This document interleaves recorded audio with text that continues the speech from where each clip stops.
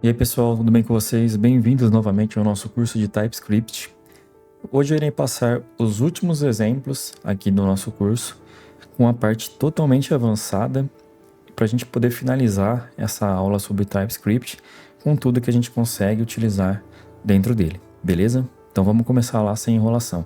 E se você não assistiu às aulas passadas, eu recomendo que assista, para que você possa estar acompanhando aqui tipos como generic, que foram passados nos vídeos anteriores, e outras coisas que a gente vai utilizar aqui na aula de hoje, beleza?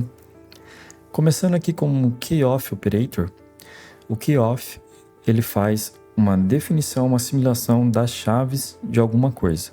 Ou seja, eu tenho um type do tipo client com essas propriedades aqui, ID do tipo number, name, string, email e age. Ao definir um novo tipo, chamado client keys, eu recebendo apenas a keyoff desse client, ele vai me retornar apenas as chaves desse objeto, certo? Então, como eu utilizo isso? Aqui embaixo eu criei um exemplo de validação de formulário. É um método que vai me retornar um generics e ele vai me retornar um booleano, e eu posso receber qualquer coisa do tipo genérico nele. Ou seja, eu tenho uma data, que é do tipo genérico, assim como um campo pode ser do tipo genérico. Ou seja, pode ser um string, um number, um boolean, qualquer valor ele pode receber. E basicamente aqui eu estou adicionando este campo numa constante, estou acessando o campo e adicionando o valor dele numa constante e verificando se o valor dele é diferente de nulo, undefined ou vazio. Aqui embaixo, utilizando esse objeto client que eu criei aqui em cima, eu passo a propriedade para ele name e ele vai me retornar um true. Por quê? Porque utilizando o keyoff eu consigo pegar o valor desse campo que é determinado aqui, que eu passei, que é o name, e verificar. Ele tem valor? Sim, ele tem valor, ele chama João. Então ele não vai cair na condição false e vai me retornar true. Beleza? Assim como intersections types, utilizado com esse e-comercial, eu posso definir e juntar valores de vários tipos para criar um novo tipo. Aqui eu defini 3 tipos, com cada um com as suas propriedades. E aqui embaixo eu criei um complete user.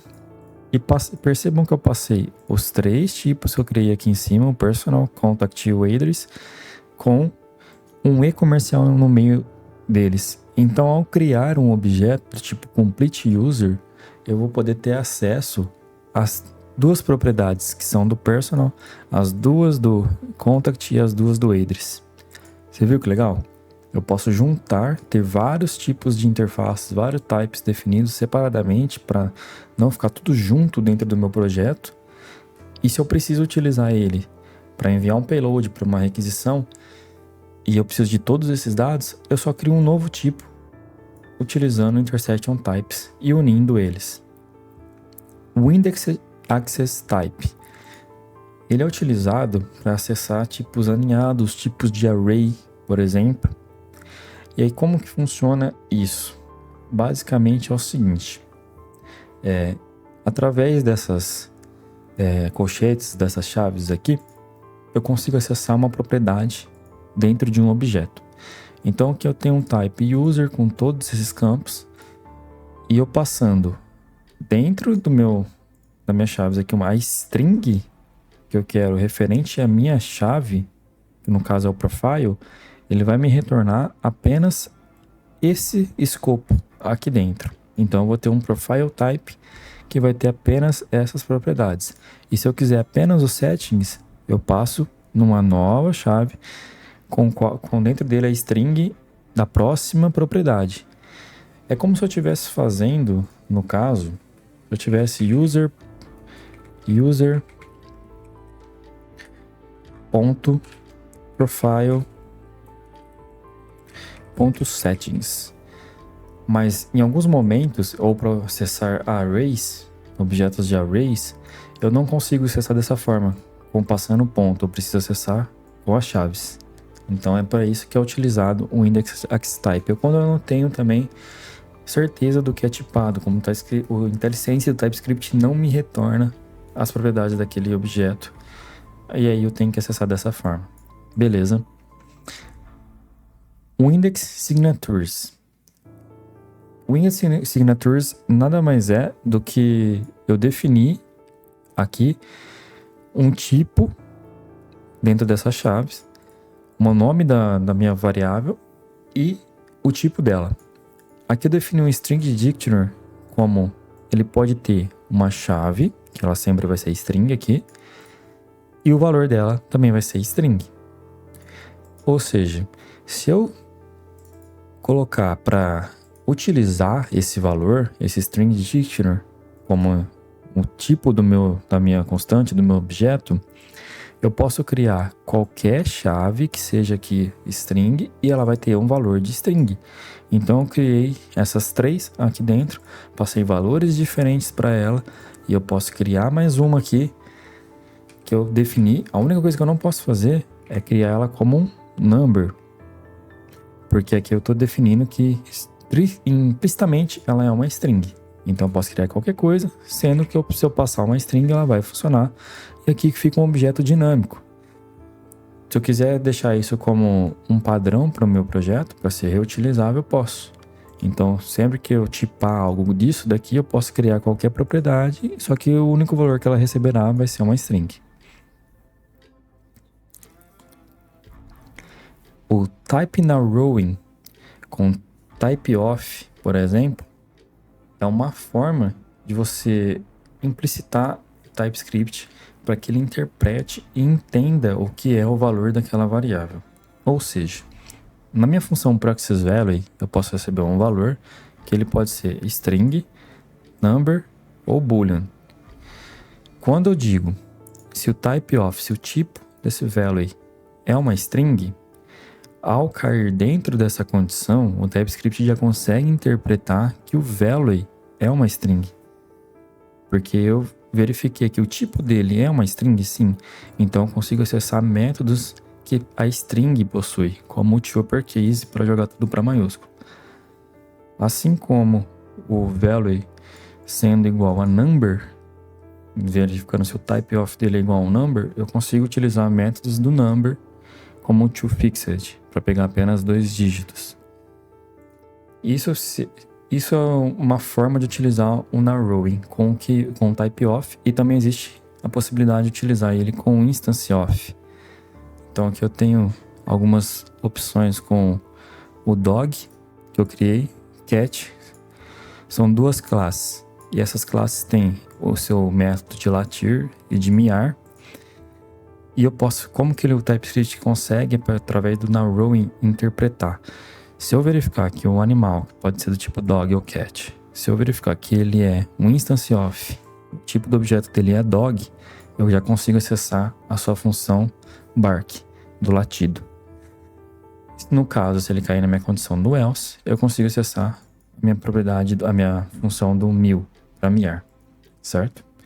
Existe também um narrowing com in operator, que nada mais é do que, através desses 2 tipos que eu criei, um fish e o bird, com seus métodos e suas propriedades, eu consigo ter uma função onde eu verifico se swing in animal, ou seja, esse método swing, ele está dentro deste animal que eu estou recebendo. Se esse animal for do tipo fish, sim, ele já vai interpretar que o animal é do tipo fish, e eu consigo acessar esse método. Se não, ele já sabe que o animal é do tipo bird e eu consigo acessar um outro método, que é o fly. Beleza. Discriminated unions. Um exemplo básico que eu criei aqui para estados de requisição, por exemplo. Loading, success e error. Então eu posso ter um request state, que pode ser de qualquer um desses 3 tipos. E aqui embaixo criei uma função que usa o Discriminated Union. Ao verificar o status aqui dentro do meu switch case, se ele for do tipo loading, eu coloco como carregando. Se ele for do tipo success, o TypeScript já sabe que tem data. Então eu consigo acessar essa propriedade de data. E se ele for do tipo error, o TypeScript também vai entender que ele é do tipo error state. Então, através do valor que é determinado dentro da minha variável, aqui eu consigo fazer um discriminator de unions para poder utilizar dentro de apenas um objeto qual é o valor a ser utilizado aqui dentro. Existe também utility types que a gente pode utilizar. O que seriam utility types? Eu passei nas aulas anteriores com exemplos com o omit, se eu não me engano, e com o partial. Existe mais algumas outras opções que a gente também pode utilizar aqui dentro do TypeScript. Então eu criei aqui um type user com todas essas propriedades, no caso aqui são 5 propriedades, e quando eu coloco o partial e defino dentro das minhas chaves que ela é do tipo user, isso aqui vai me retornar que todas as propriedades sejam opcionais. Então todas as propriedades do meu user vão se tornar com essa interrogação de qual essência na frente, dizendo que todas elas são opcionais. Então eu posso passar ou não essas opções. Já o required, ele faz ao contrário, ele torna todas as propriedades obrigatórias. Então se eu tivesse alguma dessas propriedades definida assim, com essa interrogação, ele iria me retornar, ele ia forçar com que ela ficasse obrigatória, certo? O pick, ele é utilizado para selecionar apenas propriedades específicas. No caso aqui eu criei um user summary, onde eu quero apenas o ID, o name e o e-mail do tipo user. Então ele vai criar um novo objeto, onde vai ter só essas propriedades. O omit é muito utilizado quando a gente vai alterar um formulário, que a gente não quer passar o ID, no caso, ou criar um objeto dentro de um formulário, que é utilizado na mesma tela. E aqui eu consigo utilizar um omit para remover propriedades específicas. Então eu crio um omit, dentro dele eu faço o tipo, que eu quero o meu user, e eu falo que eu quero pegar e quero remover apenas o ID dele. Então vai ter todas as outras opções desse objeto, menos o ID. O record, ele cria um objeto com chaves específicas. Ou seja, eu tenho um user role que eu defini aqui, que ele pode ser admin, user ou guest. São esses 3 tipos que ele pode receber. E aqui tem o role permissions, que ele vai receber o user role e vai me retornar um string array. Então, a partir dessas opções que eu passei para ele, ele vai me gerar novas chaves específicas. No caso aqui, a admin. Para o role permissions, se for admin, então eu posso apenas ler, escrever e deletar. E se for um user, apenas ler e escrever. Se for um guest, apenas ler. Então eu consigo criar algo muito dinâmico aqui utilizando o record. O exclude, ele remove tipos de uma união. Então aqui eu tenho um all roles, todos os perfis aqui. E se eu passar que eu quero exclude de all roles e passar qual que é o tipo que eu quero excluir, que seja o super admin, ele vai excluir e vai criar um novo tipo. O extract, ele extrai tipos de uma união, como o próprio nome já diz. Então a partir daqui, o admin roles vai ter apenas admin e super admin. Eu vou extrair essas 2 propriedades, eu vou ter só essas 2 opções dentro do meu admin roles. O non-nullable, ou seja, ele remove null e undefined. É um nome até esquisito, né? Mas utilizando assim, o próprio nome também fala que ele não vai ter objetos nulos e undefined dentro dele. Então eu consigo definir aqui para que ele remova essas propriedades. Então o definitive string, ele vai ter apenas a string. Ele não vai ter valores que sejam nulos ou undefined. O return type, ele extrai tipo de retorno de uma função.